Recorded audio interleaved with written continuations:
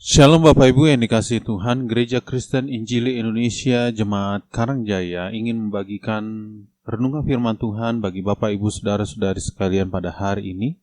Masih dalam suasana kematian dan kebangkitannya, kita akan merenungkan satu bagian firman Tuhan dalam Markus 14 ayat 43 sampai ayat yang ke-50.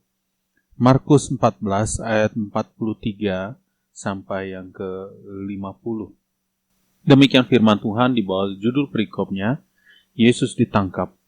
Waktu Yesus masih berbicara, muncullah Yudas, salah seorang dari ke-12 murid itu, dan bersama-sama dia segerombolan orang yang membawa pedang dan pentung, disuruh oleh imam-imam kepala dan ahli-ahli Taurat dan tua-tua. Orang yang menyerahkan dia telah memberitahukan tanda ini kepada mereka. Orang yang akan kucium, itulah dia, tangkaplah dia dan bawalah dia dengan selamat. Dan ketika ia sampai di situ, ia segera maju mendapatkan Yesus dan berkata, "Rabi," lalu mencium dia. Maka mereka memegang Yesus dan menangkapnya. Salah seorang dari mereka yang ada di situ menghunus pedangnya, lalu menetapkannya kepada hamba imam besar sehingga putus telinganya. Kata Yesus kepada mereka, "Sangkamu aku ini penyamun, maka engkau datang lengkap dengan pedang dan pentung untuk menangkap aku? Padahal tiap-tiap hari aku ada di tengah-tengah kamu mengajar di bait Allah, dan kamu tidak menangkap aku, tetapi haruslah digenapi yang tertulis dalam kitab suci." Lalu semua murid itu meninggalkan dia dan melarikan diri. Bapak Ibu yang dikasihi Tuhan, kecenderungan kita ketika dalam posisi enak dan diberkati luar biasa oleh Tuhan, ada banyak orang-orang yang di dekat-dekat kita, menghampiri kita dan ingin bersenang-senang dengan kita dan berbahagia bersama-sama dengan kita. Namun ketika dalam posisi kita yang tidak enak, ketika berkat Tuhan kurang dalam hidup kita dengan kekurangan-kekurangan yang ada pada kita, orang mulai enggan mendekati kita. Orang enggan untuk mengunjungi kita. Nah, Bapak Ibu yang dikasihi Tuhan, ini hal yang dialami oleh Yesus di ayat yang ke-50 berkata, lalu semua murid itu meninggalkan dia dan melarikan diri. Ini sesuatu hal yang menarik untuk kita renungkan pada hari ini, bahwa ketika Yesus dalam pelayanannya, ada banyak tanda-tanda mujizat yang dia lakukan dan juga pembimbingan firman Tuhan, dan banyak orang datang berbondong-bondong untuk mendengarkan dia.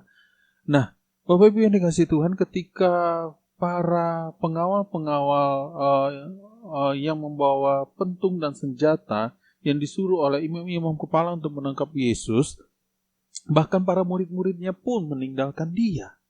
Nah, Bapak Ibu yang dikasihi Tuhan, ini sesuatu hal yang menarik yang perlu kita merenungkan pada hari ini. Murid-murid meninggalkan Yesus oleh karena keadaan yang mencekam pada saat itu.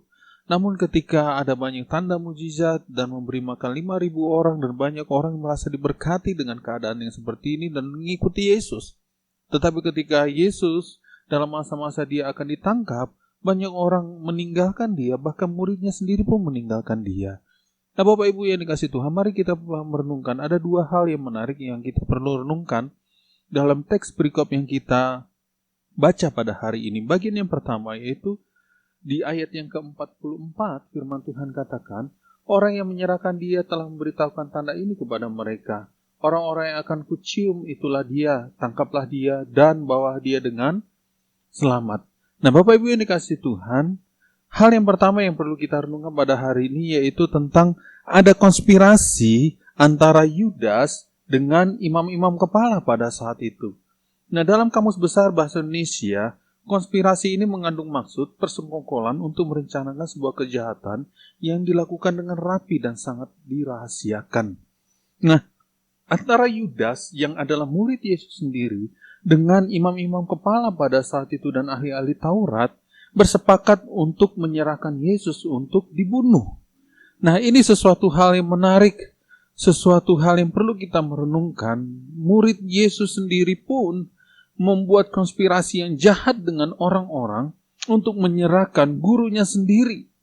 Nah, Bapak Ibu yang dikasihi Tuhan, dalam hal ini Bapak Ibu, mari kita perlu merenungkan tentang hal ini. Ada banyak orang ketika kita mengalami sesuatu yang tidak enak, merasa diri kita tidak diberkati oleh Tuhan, Jangan kita melarikan diri dari Tuhan. Jangan kita menjauhkan diri dari Tuhan. Seolah-olah Tuhan, kita berkata kepada Tuhan, Tuhan tidak memberkati saya, Tuhan tidak bersama-sama dengan saya, dan Tuhan jauh dengan saya. Tapi marilah kita hari-hari ini semakin dekat dengan Tuhan.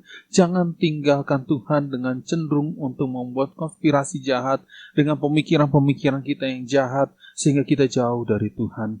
Mari semakin kita takut, semakin kita gentar terhadap hidup ini, mari kita semakin dekat dengan Tuhan. Mari semakin kita erat dengan Tuhan. Jangan jauhkan diri kita dari persekutuan dengan Tuhan yang membuat hati kita menjadi tawar, Bapak Ibu yang dikasihi Tuhan. Hal yang kedua, mari kita perhatikan dalam ayat yang ke-45. Nah, firman Tuhan katakan di ayat yang ke-45, dan ketika ia sampai di situ, ia segera maju mendapatkan Yesus dan berkata, Rabi, lalu mencium dia. Nah, ini menarik. Ada satu istilah atau kalimat yang cukup menarik, yaitu ciuman Yudas. Nah, yang mencium Yesus pada waktu itu adalah Yudas Iskariot. Bandingkan dalam Matius 26 ayat yang ke-47. Ya, Yudas merupakan salah satu murid Yesus yang mengkhianati Yesus dengan sebuah ciuman sebagai tanda pengkhianatannya dan menyerahkannya kepada penjaga bait Allah pada saat itu. Ini sesuatu hal yang menarik tentang sebuah ciuman. Dalam pemandangan umum, arti kata mencium seseorang adalah lambang kasih terhadap sesama. Mencium tangan, tanda hormat, mencium kening, tanda kasih sayang, dan hal lain sebagainya. Namun sangat berbeda apa yang dilakukan dengan Yudas dengan ciuman Yudas. Ciuman ini adalah lambang pengkhianatan dengan menjual Yesus untuk dibunuh. Maksud dari firman ini adalah, jangan kita menjadi bagian orang-orang yang beribadah, namun mengingkari kuasa ibadah itu sendiri, kan itu. Jangan kita jauh daripada Tuhan dan kemudian mengingkari, kita mengikuti ibadah, namun dalam hati kita menolak ibadah itu. Ciuman Yudas dalam pandangan banyak umum bahwa ciuman itu bertanda kasih, tetapi jauh dalam lubuk hatinya Yudas, ciuman itu artinya tanda penyerahan atau pengkhianatan yang Yudas lakukan untuk menyerahkan kepada para pengawal-pengawal bait Allah pada saat itu. Mari Bapak Ibu yang dikasihi Tuhan, ketika kita dalam masa-masa kritis, ketika kita dalam masa-masa tidak diberkati Tuhan, ketika kita kekurangan apapun dalam kehidupan kita, mari tetap kita menjaga hati kita di hadapan Tuhan. Jangan kita supaya dilihat orang, supaya kita alim, supaya kita rohani, padahal kita tidak mengakui Tuhan dalam hati kita oleh karena kekurangan yang kita alami. Kemudian kita melaksanakan ibadah hanya supaya dilihat orang. Nah, Bapak Ibu yang dikasihi Tuhan, jangan kita mendustai Tuhan. Katakan ya kalau iya, katakan tidak kalau tidak. Mari kita juga tidak seperti Yudas oleh karena uang, maka dia rela untuk mengkhianati Tuhannya sendiri. Mari kita jangan karena harta, jangan hanya karena berkat-berkat sesuatu yang kita melihat bahwa itulah jalan kita, kemudian kita mengkhianati Tuhan dengan meninggalkan Tuhan dan berpaling kepada harta duniawi ini. Bapak Ibu yang dikasihi Tuhan, renungan pada hari ini, mari kita semakin kuat di dalam Tuhan. Jangan kita meninggalkan seperti murid-murid Yesus yang meninggalkan ketika Yesus sedang ditangkap dan hendak dibawa ke bait Allah untuk disidang. Dan marilah kita juga tetap kuat di dalam Tuhan.